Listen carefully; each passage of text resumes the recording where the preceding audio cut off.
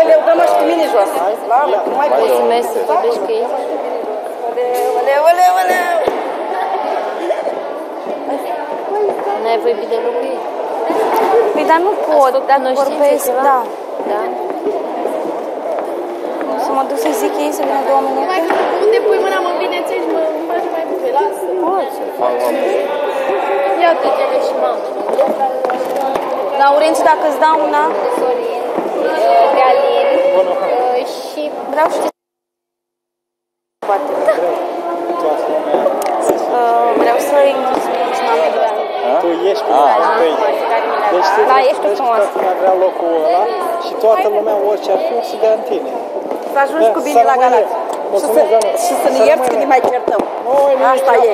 Eu am mai zis, eu n-am nimic cu nimeni, e o competiție. La revedere și drum bun. Mulțumim, să rămâne, să rămână. Ție ți pare că eu am fost slab? Așa ți Da, pare mulți ție? au zis că ești slab. Cu ce?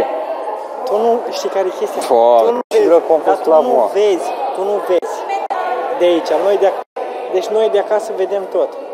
Deci noi de acasă vedem tot. Păi și ce cu sunt slab, mă, Și cu certurile și tot, și cu Adina, și cu plecatul, și cu mașina, să dea mașinile peste mine, că toată lumea s-a supărat și m-au sunat 10.000 de persoane și mai ales în seara aia. Pa, hai, vorbim. Pa. Uite, trebuie să cauți pe cineva. Dacă vrei să cauți pe cineva care vrei să-ți faci casă, dacă tot vrei să-ți Dar cu faci ce mă casă. mâinesc, mă? Eu nu înțeleg. Încearcă să fii mai radical în unele decizii și în ceea ce... Și dă-și tinicheaua aia jos la mână, că toată lumea zice de pe internet. Da? Zici să-și dea tinicheaua aia. Chiar am crezut, De acolo. sincer, chiar am crezut că s-a schimbat, știu. Ți-o lăsam pe a mea, dar e cu Georgiana. Dacă tot vrei, verichetă. Credeam. O să zic lui mama, ți-o trimis pe aia. Sunteți din obosit? Italia. Nu știu, dar am venit și cu Marius, o să conduc el înapoi. Că... Care mai ales? A, da? Vezi, aveți grijă. Da, am grijă. O să-ți mai pun un pachet săptămâna viitoare. Dar mi-ai trimis autobuzan tu? Oricum Când? a zis mama că tu iubești. Deci când ajunge? tata. Acum a ajuns? Ah, Ți le-am lăsat mă aici, vezi că ți-am adus geanta aia. Vezi că sunt geanta aia de piele, care se deschide. Tipul ăsta, tata ai supărat pe tine că s-a supărat urât tare tot atunci când ai început tu să... Da, tata să te... da? Te-a bătat și tata și era supărat. Da? Varză tata.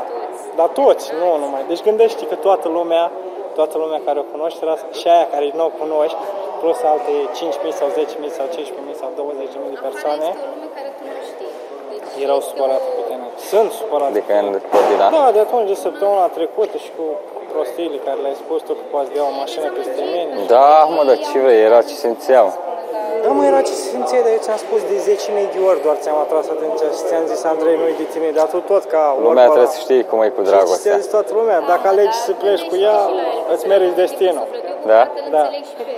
Acum ai văzut că Deci gândește că ai zeci de mii de susținători, care toată lumea îți vrea binele și toată lumea vrea să vadă că tinzi la o viață mai bună. Da. N-a știut. Și a care o să pară rău va fi ea, oricum pentru Păi tocmai, eu am zis, am zis că ei o să-i pară rău în primul și Și întâi. te iubește și mama și tata și toate Să-i spui că le iubești? Și ai mei Da? te salută Mă urmăresc? Da, toată lumea te urmărește. Și din Italia, și din Spania. Și de la ei salutări De la și că cine? te susțin, ai mei. Da, să-i pup, să-l pup pe taică, susțin, pe m-a maică, disperat, ta. Nu ui să-i zic, m-am mai sunat acum, dar să nu ui să zic, m-a sunat și Vrei să mai Eli. venim și altă dată? Eli m-a sunat de Trebuia să plec în Belgia, dar... Eli? Chiar ce zicea? Mamă, dar ce mișto a fost ceea ce a spus în interviu. Dar era mai lungă scrisoarea, mă, Da? o este acasă. Dar ceea ce a spus când vorbea la telefon sau la ceva. Da. Dar cu cine vorbea la telefon? Cu ei, mă, aici. Da? Cu ei aici. Am rămas și noi surprinși. Lăsați De mesaj unde și știa Luca și doar pe Bogdan. internet s-a A văzut. lăsat mesaj, dar probabil nu. N-am mai avut timp. Probabil N-am în mai avut altă timp. zi. Buzduc cu Cristi. Da, dispărați toți, parcă Da? doar la casă, nu știu. Și Buzduc și Buzduc? Da? Buzduc în seara asta și-a luat 3 castrani de floricele și snacks-uri, știi că nu mă mișc de ele.